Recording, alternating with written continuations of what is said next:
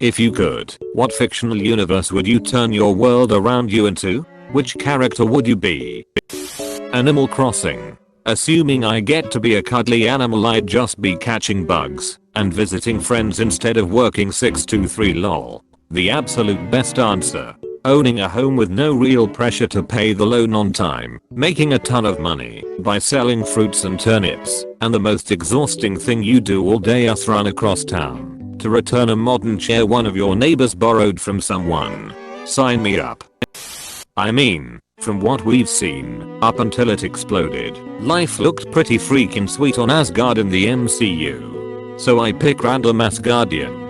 Except for when one of the princes tried to take over, and the other was banished, and that one time dark elves invaded and killed the queen, and that time one of the princes secretly took over and sat around all day watching plays, and that one time the refugee ship with the entire population was half slaughtered by an angry grape, and that time half the universe disappeared. Angry grape lol. Roll into Star Trek TNG and do anything I want. If you aren't in Starfleet, you can live in a relative utopia. You should switch that to Iron Bank's culture universe. It's like Star Trek Utopia turned up to 11. Avatar Last Airbender. I would be the guy with cabbages probably. I'd want to be just a normal earthbender and metal bending. Bend yourself a house out of some scrap metal and stone. Could farm pretty easily too. No need for a tractor or anything. Marry a waterbender and yeah, I'd be set to live off the land. Hey, he ended up writing the play that captivated the Fire Nation, so there's that. Edit. I'm actually slightly mistaken. Here Puantum is the one that wrote the play, but Cabbage Merchant is cited as a surprisingly knowledgeable source when writing it. The Pokemon world of the anime. Be a generic trainer and hang out with my partner Pokemon. This is the best answer, Imo. The world isn't really all that dangerous. You don't lose any of the real world delicacies and amenities. Seriously, some of these worlds listed don't have proper plumbing yet. You get to have fucking awesome little partners to kick ass with. And you can travel the world relatively easily. Seriously, some of these worlds listed don't have proper plumbing yet. Well, you could always solve it with a vanishing charm. Redditors of Reddit, what's your personal experience of one man's trash is another man's treasure? My roommate was rich and didn't like her mattress pad and thought it was cheap, so she gave it to me, and it changed my life. It was a plush foam pad that improved the horrible bed I had to sleep on. I have a memory foam mattress that I love so much that spring mattresses just feel like shit, and I end sleeping for ages whenever I sleep on it after a long trip away. On the flip side, I absolutely hate memory foam mattresses. I sink in, and circulation gets cut off, and I wake up with numb/tingling limbs. I sleep better on the floor, on top of a blanket, than memory foam mattresses. I sleep on my back though, so maybe that's why. My work had a small reference library, I mean really small, just a little room with some shelves. It was being closed to make space for a server room. Someone sent round an email if anybody wanted a full 12 volume plus 5 supplement edition of the Oxford English Dictionary. It took several trips to take it home. I love it. Went to garage sale and found a heavy leather trench coat from Germany. Paid $5 for it. Turns out it's a Tank Commanders from WW2, tailored by H-Boss. It's currently sitting on loan at the Canadian National War Museum as part of their static panzer display. My father was a curator, later director, of a Smithsonian museum. And X200B. It gives me a kick to go through his old museum and see artifacts of my youth on mannequins and the like. Oh look, Dad's old 70s jacket. Can you still get it back?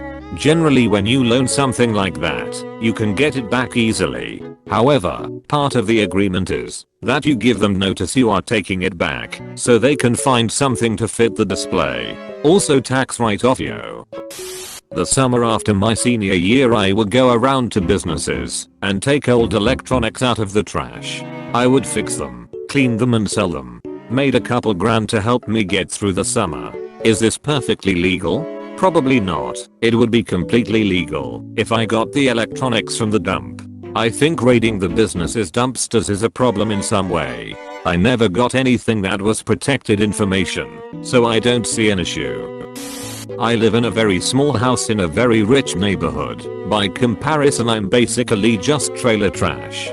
These people throw out barely used suede couches worth thousands of dollars and stylized glass tables. Literally got a free working, albeit old, BMW because the guy was too lazy to sell or fix it. All of these rich fuckers trashes my treasure. Joke's on you when that BMW needs repairs. Italians of Reddit, have you ever said Mamma Mia, and when?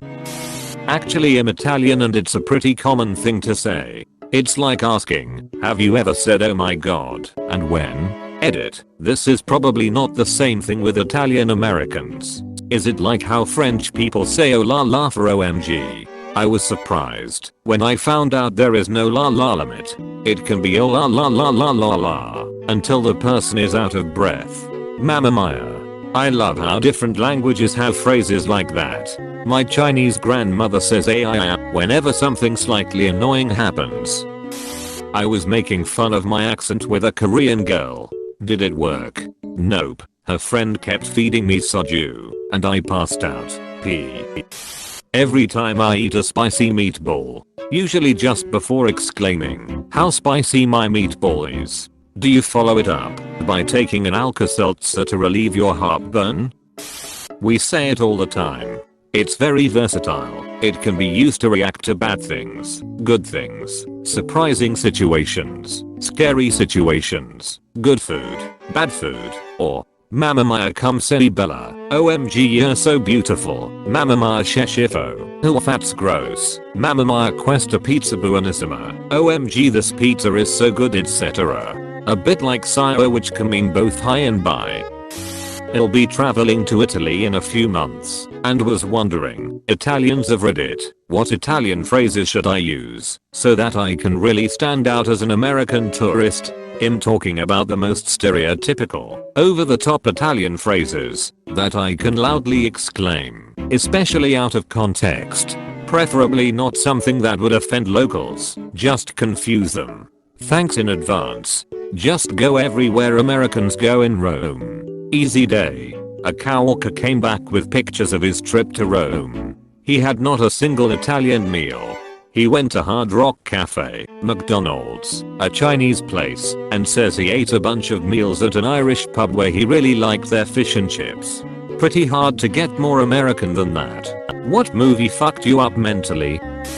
Trainspotting. I still can't watch any part of it with the baby. My dad showed me this and prefaced it with, most parents talk to their kids about drugs. We're gonna watch this movie instead. And let me tell ya, this movie is a really effective drug talk. The part where's hallucinating and he sees the dead baby on the ceiling. Fuck no. Made me feel equal parts depressed, sick and outright disturbed. The Deer Hunter. The movie just gets crueler and harder to watch.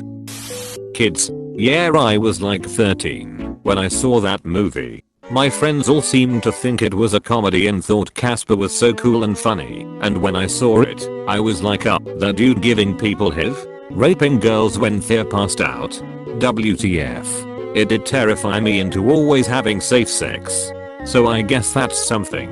I watched this when I was younger and thought, this is a crazy, but kinda cool life these kids are living. Then I watched it as an adult, and it horrified me. AI. It left me feeling completely hopeless. AI is a wonderful movie that I will never watch again in my life. Fire in the Sky. I saw this when I was 8 or 9. I walked into my aunt's room during the operating scene. Anything and everything that dealt with aliens freaked me out. When Unsolved Mysteries and the X-Files theme songs came on, I would lose my mind and become really scared. The ending of this movie still contains the best alien abduction sequence in all of movie history. Imho. Everyone talks about the operation scene as being the scariest or most traumatic part of that movie. While fucked up, it's not what messed me up the most. The worst scene for me was when Travis fell into that sarcophagus / goo pit filled with a dead guy that they'd just left to rot. Tossed aside like garbage. While I was never genuinely horrified by it or anything, the brave little toaster had some pretty morbid moments. It went from happy, cheesy and generic kids movie to car genocide, killer clowns and themes of becoming obsolete and worthless. It's not the most scarring film out there, but it definitely wasn't what I was expecting for a movie about household appliances. What BS are you dealing with at work right now? Lately, whenever the mother of one of my students pisses off the father, they divorced 4 months ago, he will send all 3 of their kids in mismatched clothes with shirts that have some variation of "I love my dad" or "Daddy's kid." I have not seen the same shirt twice, and believe mom throws the shirts out, and dad just keeps buying more. I'm sorry, but that's hilariously petty. I do feel sad for the kids though. It must be disheartening to be used that way between parents.